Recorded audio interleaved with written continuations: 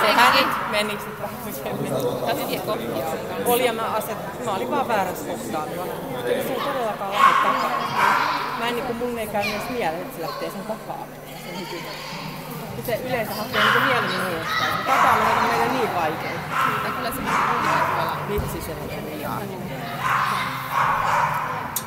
Mut sit siinä on vaan se, että se ei kuuntele mua. Sitten niin kuin jos nyt on kutosen, niin se on ihan muut. Se ei yhtään niin katso, että missä mä uun.